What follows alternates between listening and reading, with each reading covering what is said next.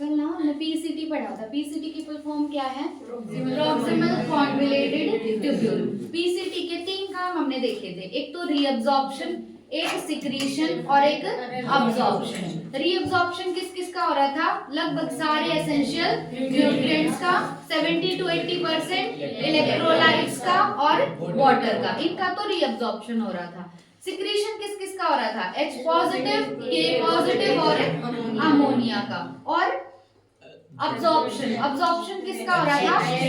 HCO3 1 negative का। जो secretion है वो सिक्रीशन फिल्ट्रेट के अंदर क्यों किया जाता है? ताकि जो बॉडी फ्लूइड है उनका पीएच मेंटेन रहे और उनका एसिड बेस बैलेंस, पीएच को ही बोलते हैं एसिड बेस बैलेंस, ठीक है, पीएच और आयनिक बैलेंस मेंटेन रहे, इसके लिए फिल्ट्रेट में डाला जाता है H पॉजिटिव, K पॉजिटिव और अमोनिया, इसको सिक्रीशन बोलते हैं। यूरिन फॉर्मेशन में टोटल कितने स्टेप्स थे?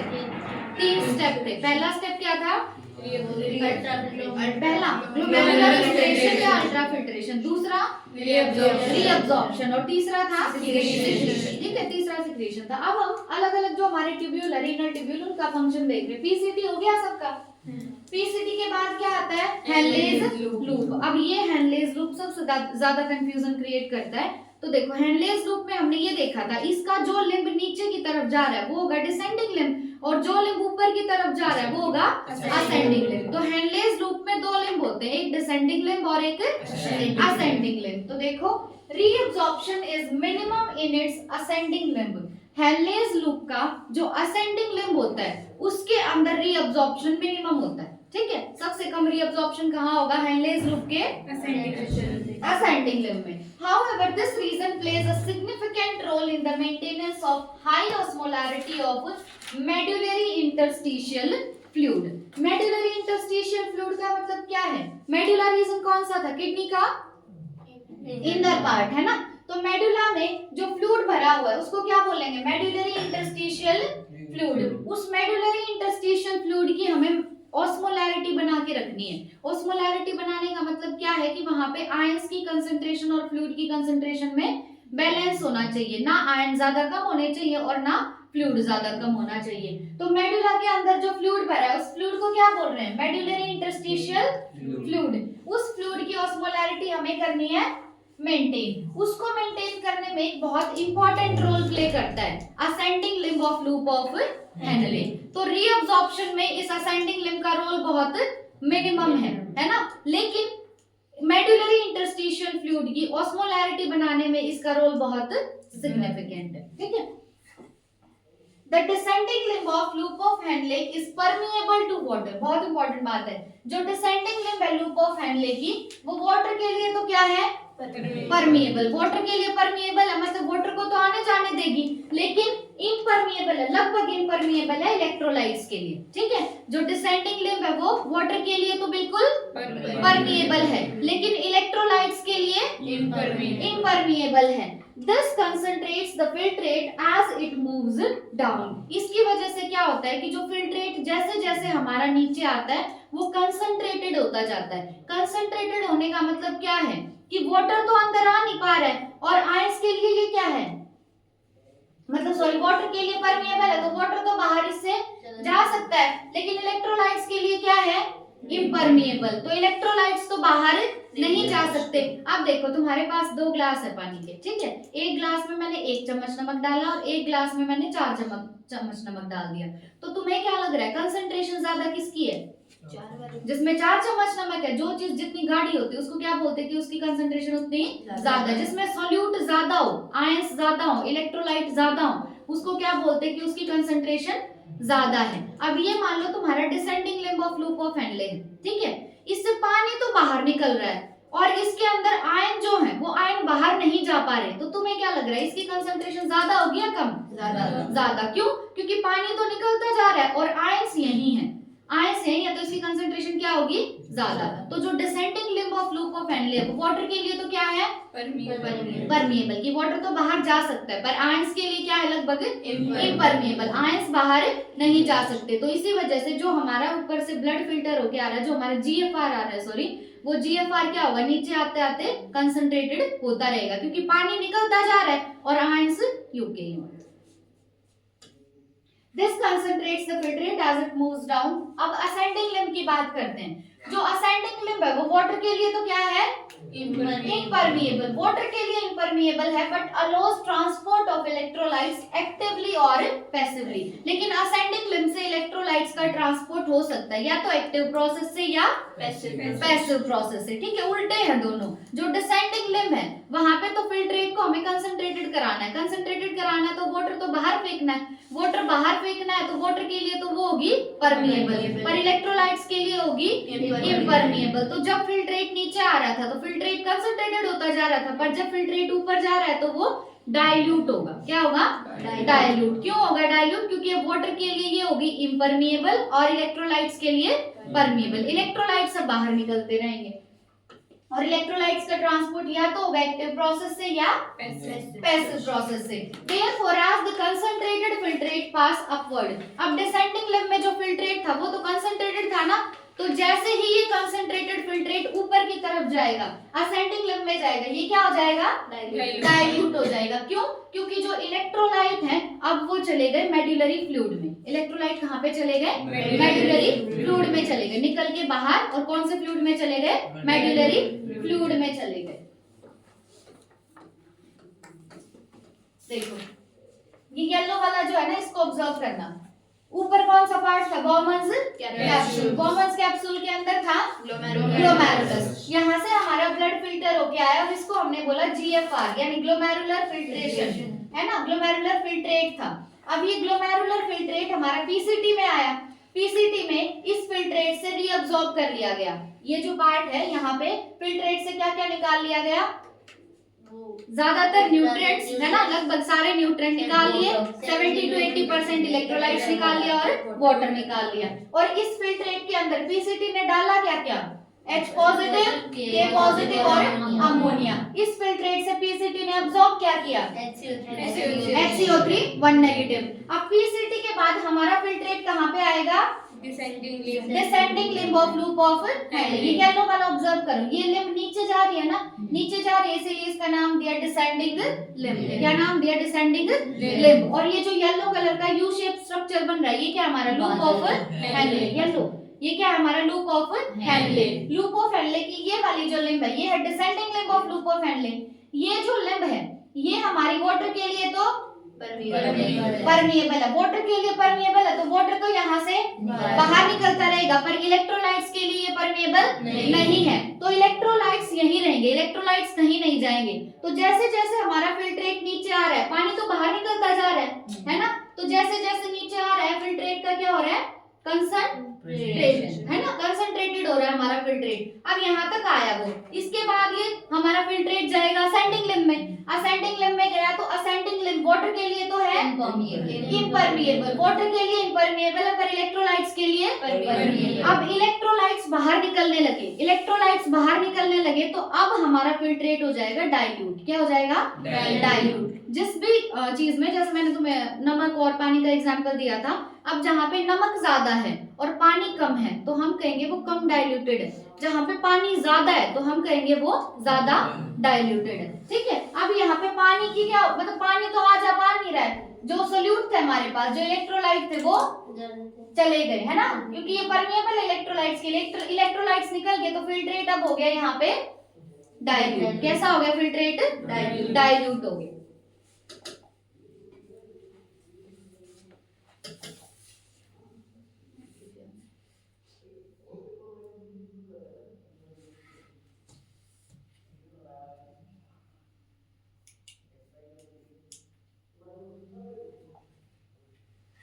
और ये जो इलेक्ट्रोलाइट्स हैं ये यहाँ से निकल के असेंडिंग लिम्ब से निकल के कहाँ पे जा रहे हैं, मेडुलरी फ्लूइड में। कहाँ पे जा रहे हैं, मेडुलरी फ्लूइड में, क्योंकि जो लूप ऑफ हैंडले उसका नीचे वाला पार्ट कहाँ पे डिप होता है, मेडुला में। कहाँ पे डिप होता है, मेडुला में। ठीक है, अब नेक्स्ट आता है हमारे पास डीसीटी। डीसीटी की फुल फॉर्म क्या है, डिस्टल कॉन्वोल्यूटेड ट्यूब्यूल। इससे पहले एक बार लूप ऑफ हैंडले दोबारा देख लो। लूप ऑफ हैंडले में क्या था कि जो इसका डिसेंडिंग, असेंडिंग की बात की पहले, कौन सा लिम्ब, असेंडिंग लिम्ब। जो इसका असेंडिंग लिम्ब है उसका रीअब्जॉर्प्शन में रोल बहुत मिनिमम है, ठीक है। रीअब्जॉर्प्शन में रोल उसका बहुत मिनिमम है, मतलब नाम तो असेंडिंग है पर रीअब्जॉर्प्शन में इतना कोई रोल नहीं है, ठीक है, अपने नाम का उल्टा है। उसके बाद हमने क्या देखा कि ठीक है रीअब्जॉर्प्शन में तो इसका इतना रोल नहीं है, लेकिन जो मेडुलरी इंटरस्टिशियल फ्लूइड है उस फ्लूइड की मेंटेन करनी है ऑस्मोलैरिटी, वो ऑस्मोलैरिटी मेंटेन करने में इसका बहुत सिग्निफिकेंट रोल है। कौन से लिम्ब का? असेंडिंग लिम्ब का। उसके बाद हमने देखा descending limb of loop of Henley. Descending limb जो था वो परमिएबल किसके लिए था? और इम्परमिएबल इलेक्ट्रोलाइट्स के लिए। इस वजह से जो हमारा फिल्ट्रेट नीचे आ रहा है वो फिल्ट्रेट कैसा हो गया? कंसंट्रेटेड। अब ये फिल्ट्रेट जब असेंडिंग लिम्ब में जाएगा तो वहां पे असेंडिंग लिम्ब जो है वो परमिएबल है फॉर इलेक्ट्रोलाइट्स बट इम्परमिएबल है फॉर वाटर, तो इसीलिए हमारा फिल्ट्रेट हो गया डाइल्यूट हो गया, ठीक है। और ये जो इलेक्ट्रोलाइट्स यहाँ से बाहर निकल के जा रहे हैं कौन से फ्लूइड में जा रहे हैं? मेडुलरी फ्लूइड में जा रहे हैं। नेक्स्ट हम बात करेंगे डीसीटी की, यानी distal convoluted tubule. Conditional reabsorption, देखो यहाँ पे इन्होंने बोला था एक वर्ड सेलेक्टिव सिक्रीशन। पीसीटी में जो सिक्रीशन होता है वो कैसा होता है? सेलेक्टिव। कैसा सिक्रीशन होगा? सेलेक्टिव सिक्रीशन होगा। सेलेक्टिव क्यों बोल रहे हैं? क्योंकि हर चीज का सिक्रीशन तो नहीं हो रहा ना, किस किस का हो रहा है? H पॉजिटिव, K पॉजिटिव और अमोनिया, इसीलिए ये सिक्रीशन कैसा बोला गया? सेलेक्टिव सिक्रीशन बोला गया। अब डीसीटी के अंदर ये कह रहे हैं कि कंडीशनल रीअब्जॉर्प्शन होगा, मतलब कंडीशन बेस्ड रीअब्जॉर्प्शन होगा। किस किस का? Na पॉजिटिव का और वाटर का, ठीक है। तो Na पॉजिटिव और वाटर का कंडीशनल रीअब्जॉर्प्शन कौन सी डक्ट में होता है? डीसीटी में। किस में होगा? डीसीटी में। किस किस का? Na पॉजिटिव का और वाटर का conditional reabsorption. DCT is also capable of reabsorption of HCO3 negative. अब ये पढ़ा के ना जितने भी ट्यूब्यूल है लिखवा के देखूंगी तुमसे, एक एक वर्ड लिखना तुम कॉपी में। देखो DCT is also capable of reabsorption of HCO3 negative. ये HCO3 नेगेटिव का क्या कर सकता है? रीअब्जॉर्प्शन। ये HCO3 नेगेटिव का क्या कर रहा था? अब्जॉर्प्शन। क्या कर रहा था? अब्जॉर्प्शन। और डीसीटी क्या कर रहा है HCO3 नेगेटिव का? रीअब्जॉर्प्शन कर रहा है। और सेलेक्टिव सिक्रीशन ये भी उन्हीं का करेगा, H पॉजिटिव, K पॉजिटिव और अमोनिया का, ठीक है, to maintain the pH and sodium potassium balance in blood, ठीक है, हमारे मतलब बॉडी फ्लूइड में। अब सेलेक्टिव सिक्रीशन ये किस किस का कर रहा है? H पॉजिटिव, K पॉजिटिव और अमोनिया का, ताकि हमारा पीएच मेंटेन रहे। पीएच मतलब एसिड बेस बैलेंस मेंटेन रहे। और आयनिक बैलेंस को हम और क्या बोल सकते हैं? देखो सोडियम और पोटेशियम दोनों क्या है? आयंस है ना, तो ये आयनिक बैलेंस ही हो गया। तो और किसको मेंटेन रखेगा? सोडियम पोटेशियम बैलेंस, यानी आयनिक बैलेंस बोल लो इसको भी, ठीक है, सोडियम पोटेशियम बैलेंस या आयनिक बैलेंस। तो नेक्स्ट क्या थी हमारी ट्यूब्यूल? डीसीटी। डीसीटी की full form distal convoluted tubule. अब डीसीटी के अंदर कंडीशनल रीअब्जॉर्प्शन हुआ। किस किस का कंडीशनल रीअब्जॉर्प्शन हुआ? Na पॉजिटिव का और वाटर का। उसके बाद हमने देखा कि इसके अंदर होता है रीअब्जॉर्प्शन। किसका रीअब्जॉर्प्शन होगा? HCO3 नेगेटिव का। किसका रीअब्जॉर्प्शन होगा? HCO3 नेगेटिव का। और सिक्रीशन किस किस का होगा? H पॉजिटिव, K पॉजिटिव और अमोनिया का। क्यों होगा? ताकि जो पीएच है उसको भी मेंटेन रखा जा सके और जो आयनिक बैलेंस है यानी सोडियम पोटेशियम बैलेंस है उसको भी मेंटेन रखा जा सके। बस ध्यान रखना HCO3 नेगेटिव का अब्जॉर्प्शन कहाँ पे होता है? डीसीटी में। और रीअब्जॉर्प्शन कहाँ पे होता है? डीसीटी में। अब आती है last collecting duct. This long duct extends from the cortex of the kidney to the inner parts of the medulla. ये एक लंबी सी डक्ट होती है जो किडनी के कॉर्टेक्स से चलनी शुरू होगी और कहां तक जाएगी? मेडुला के इनर पार्ट्स तक, ठीक है। तो ये कलेक्टिंग डक्ट क्या है? एक लॉन्ग डक्ट है जो शुरू कहां से हो रही है? कॉर्टेक्स से, और फिर कहां तक जाएगी? मेडुला के इनर पार्ट्स तक जाएगी, ठीक है। Large amount of water could be reabsorbed from this region to produce the concentrated urine. अगर तुम किसी चीज से पानी निकाल लो तो वो चीज कंसंट्रेटेड होगी या डाइल्यूट? कंसंट्रेटेड। तो कलेक्टिंग डक्ट का काम क्या है कि ये यूरिन से बहुत ज्यादा पानी रीअब्सॉर्ब कर लेती है। अगर बहुत ज्यादा पानी इसने यूरिन से रीअब्सॉर्ब कर लिया तो यूरिन कंसंट्रेटेड होगा या डाइल्यूट होगा? कंसंट्रेटेड। तो जो यूरिन हम बॉडी से बाहर निकालते हैं वो यूरिन कंसंट्रेटेड होता है या डाइल्यूट? कंसंट्रेटेड। कैसा होगा? कंसंट्रेटेड। क्यों है कंसंट्रेटेड? क्योंकि उस यूरिन से बहुत ज्यादा अमाउंट में कलेक्टिंग डक्ट ने क्या निकाल लिया? वाटर कर लिया इसने रीअब्सॉर्ब। इसीलिए जो यूरिन हमने प्रोड्यूस किया वो है concentrated. This segment allows passage of small amounts of urea into the medullary interstitium to keep up the osmolarity. Osmolarity बनाने में कलेक्टिंग डक्ट का काम क्या है कि ये जो मेडुलरी इंटरस्टिशियम है, मेडुला वाला जो स्पेस है, वहां पे थोड़ी बहुत अमाउंट में किसका पैसेज करा देगा? यूरिया। क्या डाल देगा? यूरिया। ठीक है, तो इसका काम क्या है? यूरिया डालना, ताकि ऑस्मोलैरिटी मेडुलरी इंटरस्टिशियम की मेंटेन रहे। ठीक है, नेक्स्ट है it also plays a role in the maintenance of pH and ionic balance of body by selective secretion. किस किस का? H पॉजिटिव और K पॉजिटिव का। अमोनिया का नहीं लिखा हुआ यहाँ पे। ये किस किस का सेलेक्टिव सिक्रीशन करेगा? H पॉजिटिव और K पॉजिटिव का। क्यों करेगा? ताकि पीएच भी मेंटेन रहे और एसिड बेस पीएच भी और आयनिक बैलेंस भी मेंटेन रहे। उसके लिए किस किस का सेलेक्टिव सिक्रीशन कर रहा है? H पॉजिटिव और K पॉजिटिव। H पॉजिटिव और K पॉजिटिव का। जो मेडुला है, मेडुलरी इंटरस्टिशियम जो है, उसकी ऑस्मोलैरिटी को ये मेंटेन करेगा किसके थ्रू? यूरिया के थ्रू। किसके थ्रू? यूरिया के थ्रू। ये मेडुलरी इंटरस्टिशियम में यूरिया डाल देता है, उसमें यूरिया डाल देगा तो उसकी ऑस्मोलैरिटी को मेंटेन रखेगा। सेलेक्टिव सिक्रीशन किस किस का करेगा? H पॉजिटिव और K पॉजिटिव का। चलो एक बार मैं बता देती हूँ, फिर तुम लिख के दिखाना। सबसे पहले हमने पढ़ा पीसीटी। पीसीटी में 3 काम हो रहे थे। पहला था रीअब्जॉर्प्शन, दूसरा था अब्जॉर्प्शन और तीसरा था सिक्रीशन। रीअब्जॉर्प्शन किस किस का हो रहा था? वाटर, एसेंशियल न्यूट्रिएंट्स, लगभग सारे एसेंशियल न्यूट्रिएंट्स 70 to 80%, इलेक्ट्रोलाइट्स और वाटर हो गया है ना। और अब्जॉर्प्शन किसका हो रहा था? HCO3 1 नेगेटिव का। सिक्रीशन किसका हो रहा था? H पॉजिटिव और NH3 का।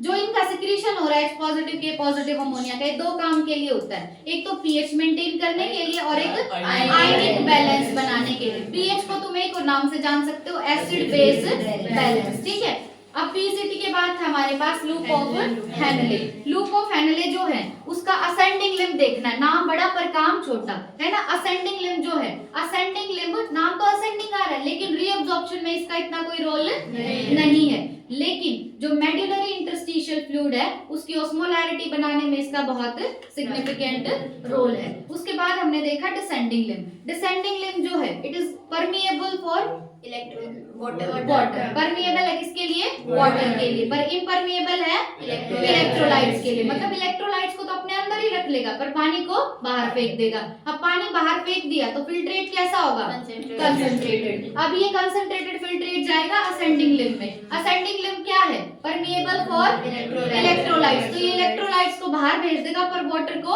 अंदर ही रखेगा। वाटर के लिए ये इम्परमिएबल है। ठीक है, तो यहाँ पे हमारा जो फिल्ट्रेट है वो हो गया डाइल्यूट। कैसा हो गया? डाइल्यूट। ठीक है, उसके बाद हमने देखा डीसीटी। डीसीटी में क्या था? कंडीशनल रीअब्जॉर्प्शन हो रहा है। किस किस का? Na पॉजिटिव का और वाटर का। Na पॉजिटिव का और वाटर था ना। कंडीशनल रीअब्जॉर्प्शन हो रहा है। उसके बाद क्या था?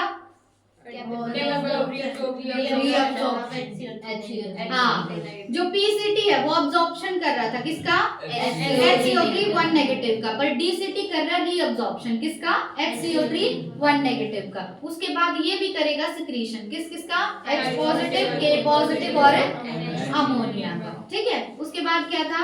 Collecting duct. अच्छा, इसमें एक और बात थी डीसीटी में, secretion maintain of pH and sodium potassium balance. अब यहाँ पे Na पॉजिटिव का रोल आ रहा है ना, तो आयनिक बैलेंस को हमने यहाँ पे क्या बोल दिया? Sodium potassium balance. किसको मेंटेन रखेगा? देन कलेक्टिंग डक्ट में क्या है? ये एक लंबी सी डक्ट है जो शुरू कहाँ से होती है? कॉर्टेक्स से शुरू होगी और कहाँ तक जाएगी?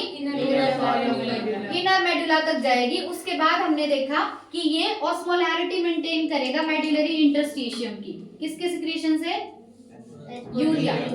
यूरिया का पैसेज अलाउ कर देगा कि यूरिया जा सकता है मेडुलरी इंटरस्टिशियम में, जिसकी वजह से मेडुलरी इंटरस्टिशियम की ऑस्मोलैरिटी मेंटेन रहेगी, है ना। उसके बाद हमने देखा ये सिक्रीशन करेगा किस किस का? H पॉजिटिव और K पॉजिटिव का, ताकि ऑस्मोलैरिटी मेंटेन रहे। ठीक है, चलो लिख के दिखाओ कॉपी में, इसको पॉज करो।